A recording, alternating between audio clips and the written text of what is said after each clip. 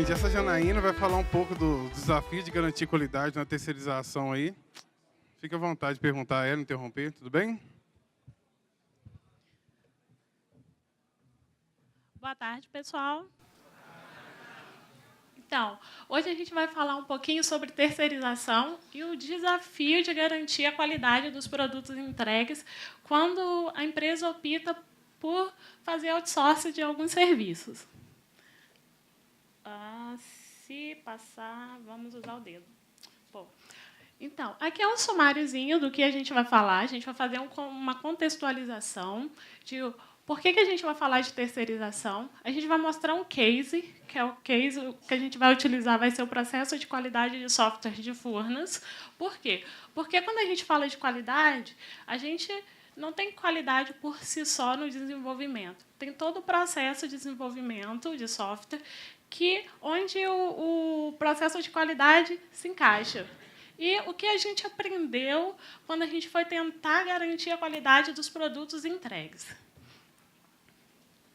Por que a gente vai falar de terceirização? Porque terceirização, o Gartner, em 2015, ano passado, já estava falando, e ele falou que a terceirização é uma coisa.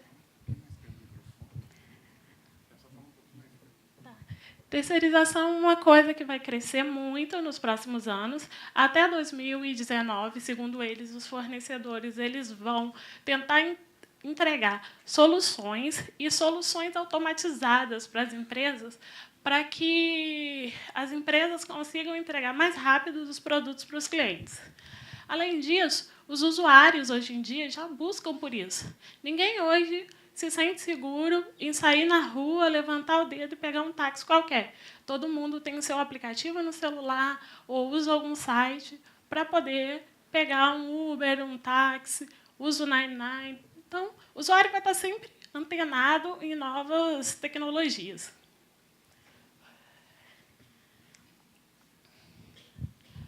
Quando a gente fala de terceirização, o que acontece? Todo mundo só pensa nas vantagens. Que vantagens são essas? Principal, redução de despesas. Empresa, quando ouve falar de terceirização ou outsourcing, já pensa na redução de despesa. Vou ter equipamento, vou precisar de uma quantidade menor de equipamento, eu não vou ter que pensar na remuneração do funcionário, eu vou receber um funcionário já pronto, eu não vou precisar treinar esse funcionário. Mas não existe só vantagens nesse processo. Existem também um conjunto de desvantagens, principalmente quando você fala de governo. Então, você tem lá, uma empresa venceu uma licitação pelo menor preço. Mas quem te garante que os profissionais que vão te atender são profissionais capacitados no que você precisa?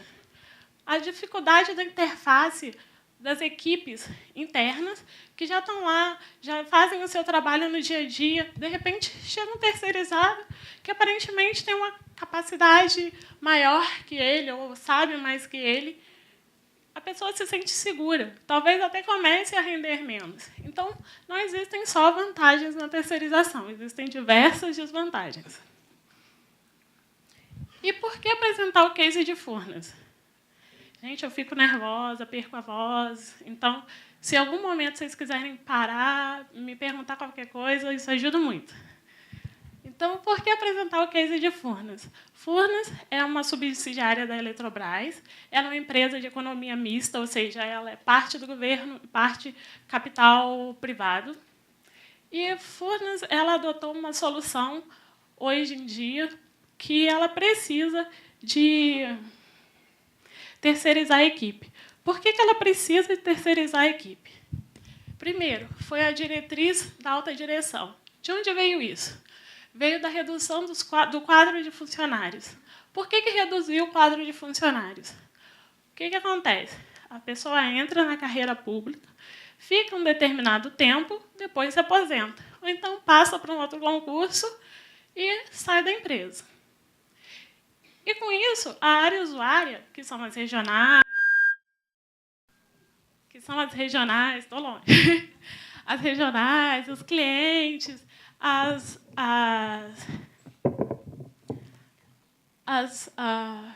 quase que eu perdi o foco agora. as regionais, todos os clientes da área final demandando mais entregas. Eu quero um sistema que me suporte a atualizar o quadro de funcionários. Eu quero um sistema que me suporte a treinar as regionais. Então, em virtude dessa demanda, aumento da demanda e dessa redução de quadro de funcionários, o que acontece? A alta direção resolveu contratar fornecedores de software e fornecedores de teste. Por que não faz uma contratação só? Por quê? Como que você contrata uma empresa que vai te entregar tanto software quanto teste? Quem garante que realmente aquele sistema foi testado? E Furnas, no início, ela não tinha ideia de como ia fazer isso. Ela não sabia como o mercado estava tratando isso. Então, ela foi atrás de como o mercado está fazendo isso. Então, ela fez benchmark com outras empresas, ela visitou o IBGE, que já usa isso, ela visitou outras empresas, ela fez um projeto piloto, ela testou, ou seja, não tinha suporte. Vou abrir uma licitação, vou contratar uma empresa e vou tentar executar esse processo aqui. Ela fez toda a revisão do processo de desenvolvimento, ou seja, ela tinha um processo e era um processo para cada projeto. Cada projeto, eles definiam um processo, tentavam usar isso, e, às vezes, não funcionava. E a mesma coisa para QA. Quantos funcionários de QA vocês imaginam que Furnas tinha nessa época? 2 pessoas. Fez a definição da área de arquitetura, definiu os templates, porque a empresa A me entrega um caso de uso dessa forma, a empresa B me entrega um caso de uso de outra forma. Como que eu vou validar? Será que todas as informações que eu preciso realmente estão ali? Fez toda uma redefinição de padrão, capacitou a equipe de QA, esses 2 analistas, e fez uma contratação de ferramentas para suportar. Afinal, eu vou ter fábricas, essas fábricas eu vou usar outsourcing, eu não vou usar body shop, ou seja, eu não vou contratar as pessoas e trazer para dentro de Furnas. Eu vou contratar uma empresa que vai me prover resultados. Eu quero o produto, eu não quero um funcionário. Como que eles começaram a fazer isso? Essas planilhas de acompanhamento.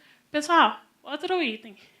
A gente está aqui também com a galera do Rio, então eu tenho aqui mais um colega meu que trabalhou comigo há muito tempo, está aqui no Skype acompanhando tudo, e eu tenho nosso cliente de Furnas, que também está aqui no Skype, a Gisela representando, acompanhando todo o processo e toda a apresentação. Tá? Então, toda essa planilha, o que ela fazia? A Gisela criava essa planilha, acompanhava, fazia os cálculos.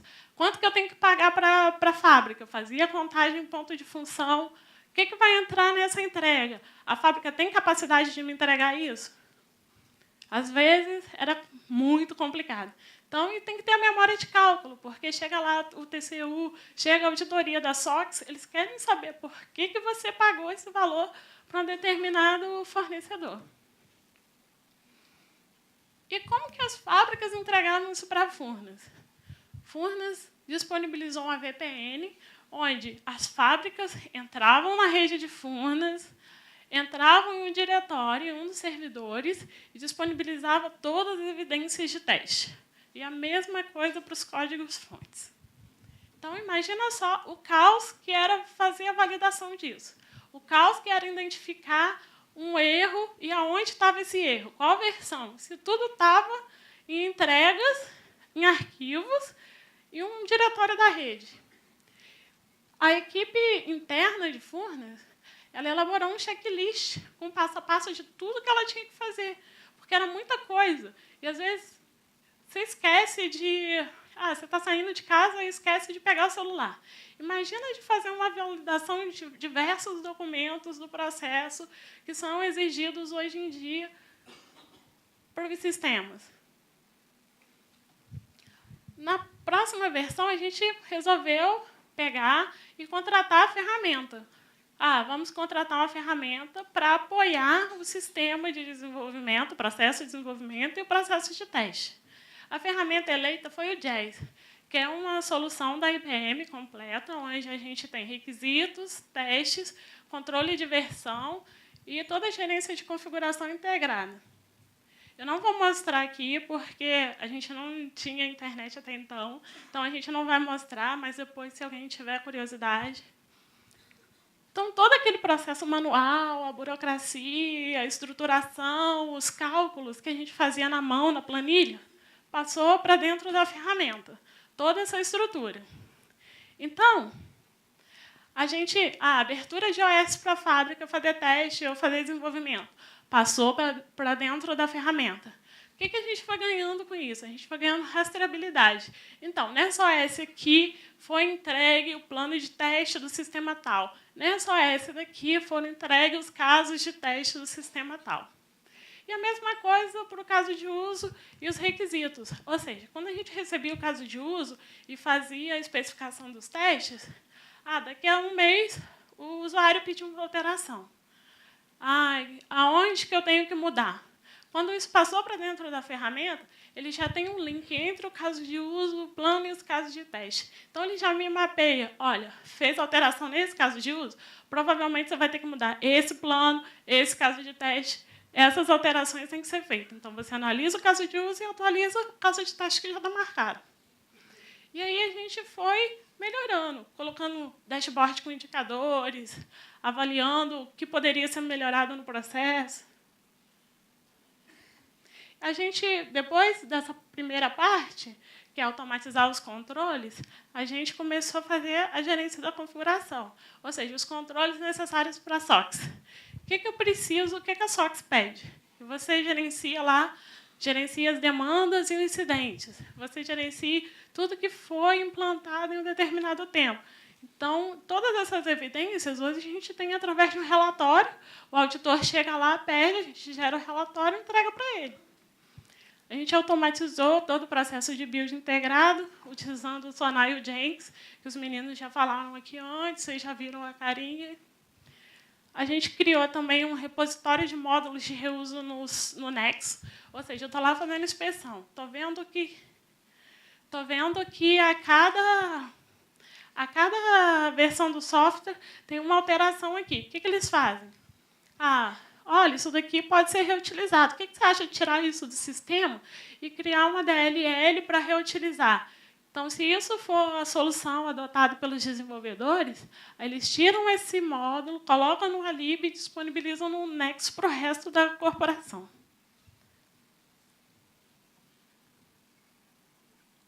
Uma aguinha rápida.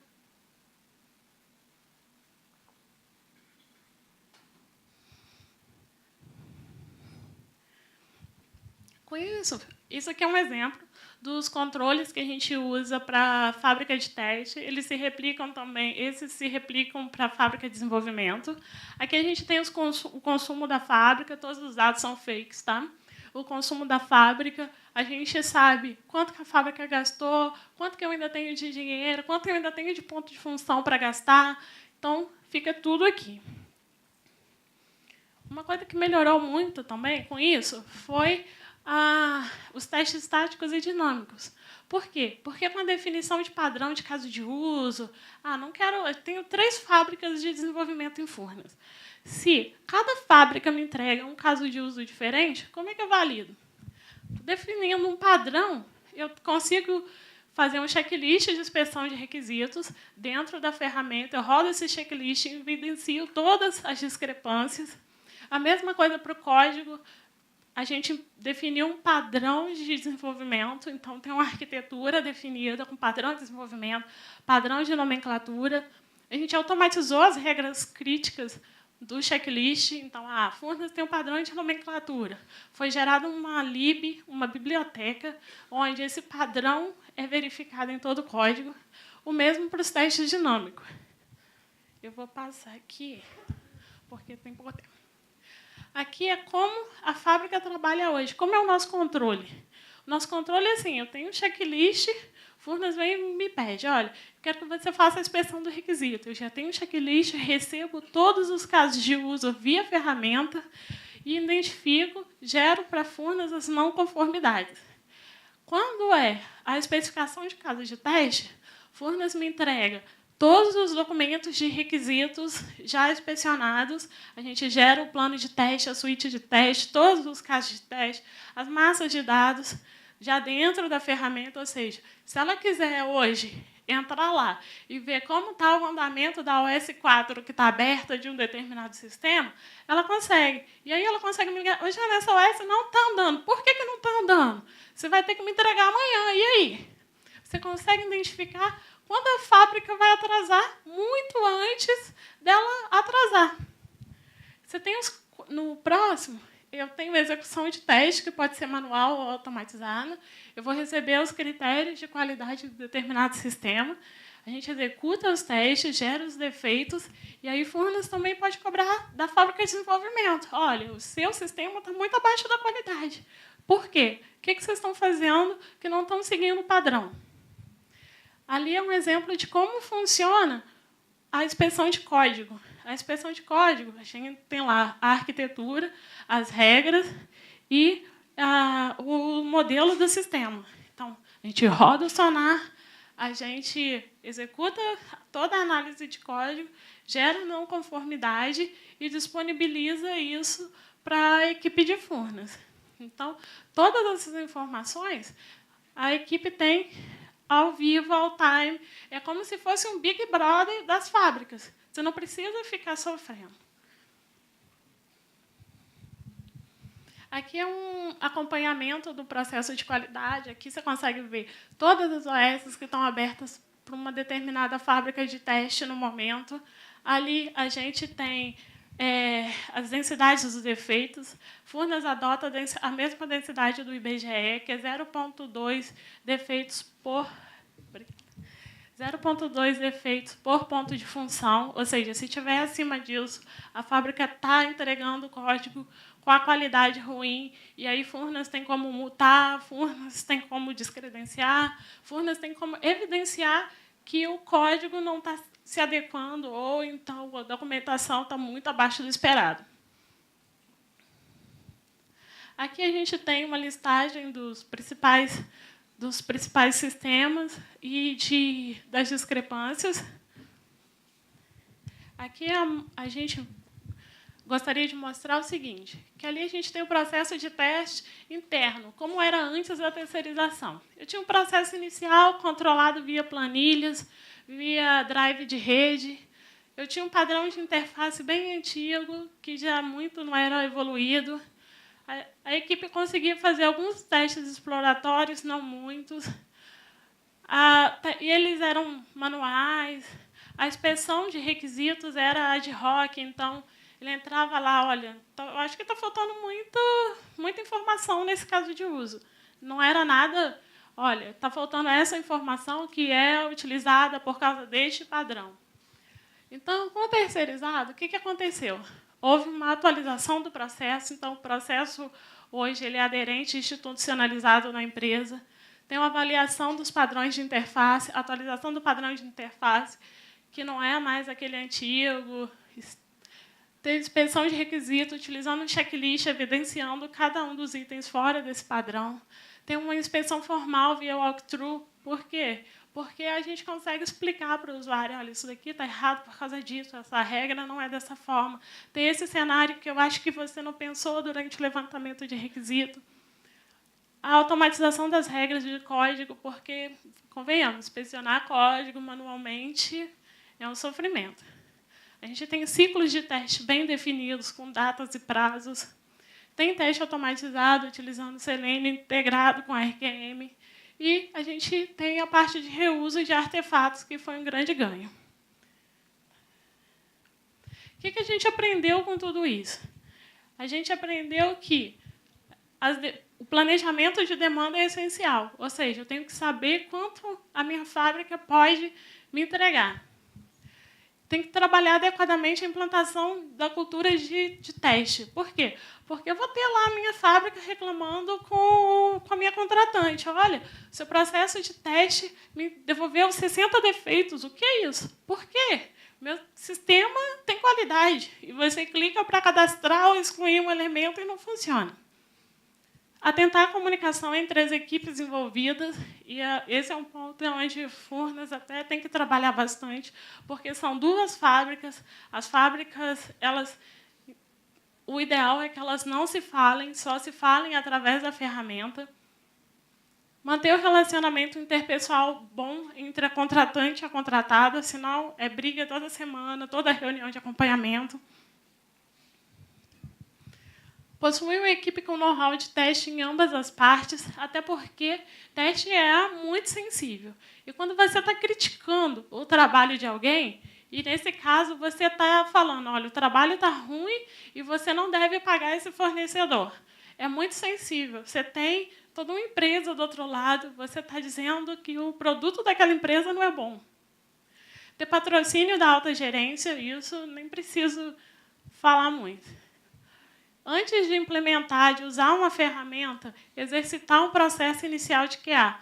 Ver qual é a sua necessidade. Por quê? Isso ajudou muito, no caso de Furnas, principalmente, porque quando eles tiveram a ferramenta, eles já sabiam o que ele queria, principalmente o que eles não queriam. Não queriam ficar controlando o artefato em drive de rede. Então, definir um processo de desenvolvimento único a ser institucionalizado, porque se a sua fábrica de teste ou seu analista de QA precisar, em cada vez que ele for utilizar ou trabalhar em um projeto, ele precisar aprender o processo, a curva de aprendizado vai ser muito maior. Definir um ponto focal dedicado em ambas as partes, tanto em QA quanto na fábrica de software de desenvolvimento. E o ponto que a gente mais trabalha quando está trabalhando qualidade na empresa é o seguinte: a qualidade é a nossa melhor garantia da felicidade do cliente, a nossa maior forte defesa contra a competição e outros caminhos de crescimento e para o lucro. Isso foi o CEO da GE que falou, e a gente leva isso para dentro da empresa, para dentro do time, com unhas e dentes. Por quê? Esse projeto é um projeto que a gente tem muito carinho, ou seja, as pessoas saem da empresa e continuam acompanhando o projeto. E a apresentação aqui, todo mundo teve um pouquinho de dedo, todo mundo que já saiu da empresa, sei lá, há 2 anos. E aí a gente vai mostrar um pouquinho. Alguém tem perguntas?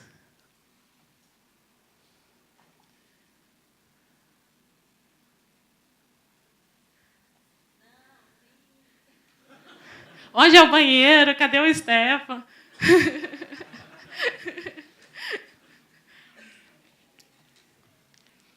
Aqui tem um pouquinho sobre mim.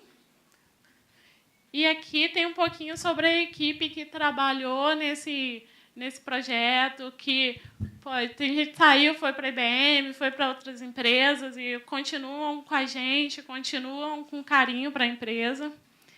E aqui a gente tem a Gisela, que é a nossa cliente, que está aqui online, e o Daflon, que é o meu chefe. Vou só virar a Gisela para vocês conhecerem. Espera aí.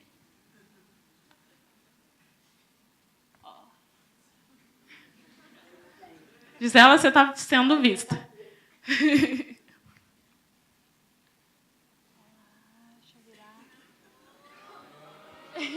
Rolou um oi coletivo.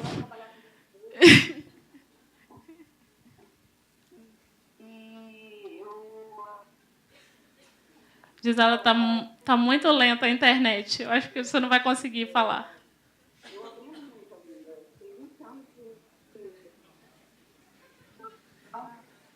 Gente, está ruim a internet aqui.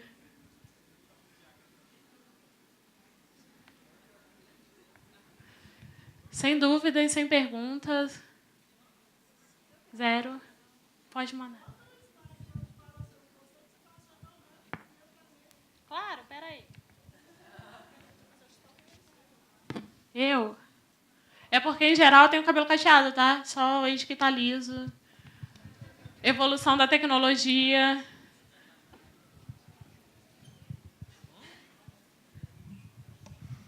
Opa. Eu queria saber mais sobre como você definiu todos esses processos de teste e se realmente por ponto de função foi interessante, porque eu já tive alguns reviews ruins sobre ponto de função, entendeu? Eu gostaria de saber se funcionou lá realmente. Olha, o ponto de função, hoje em dia, se eu te falar assim, numa empresa privada, usar ponto de função vai ser a melhor coisa do mundo? Não, não vai ser. A gente só utiliza porque é determinação do governo e Furnas, como uma empresa de economia mista, tem que seguir. E é a forma como ela paga os fornecedores, ou seja, quanto que você vai estar me entregando de ponto de função, é quanto eu vou te pagar. Tanto para teste quanto para desenvolvimento. Para teste, então, é pior, porque ponto de função para teste não é uma das melhores formas de medir o trabalho de qualidade, até porque qualidade é muito mais que isso. Então, quando você pergunta assim, posso adotar isso? Não, não adote. Ponto de função, definitivamente. Para métrica, para fazer métrica, é bom. Você consegue utilizar métricas que já existem, você consegue usar as métricas que outras empresas já estão utilizando. E, para definir o processo lá, foi bem complicado. Por quê? Porque é uma empresa grande. A gente tem a matriz, que é em Botafogo, no centro do Rio, e a gente tem diversas subsidiárias. Então, a gente não está falando só de um grupo de 10 pessoas, a gente está falando de toda uma companhia. Então, teve muito treinamento para usar a ferramenta, foram 3 turmas de treinamento com o auditório cheio. Definir o processo foi todos os líderes juntos. Isso daqui funciona assim, não funciona. E teve briga, teve de tudo. Então, são 4 anos trabalhando nisso, ainda está em implantação, ainda está em evolução, tem itens que a gente sabe que pode melhorar e que a gente está trabalhando nisso. Existem outras ferramentas que precisam ser integradas nessa, que a gente está utilizando lá, mas, assim, para controlar fábricas, para conseguir que as fábricas entregassem softwares de qualidade, só foi assim. Obrigado. Mais alguém com pergunta?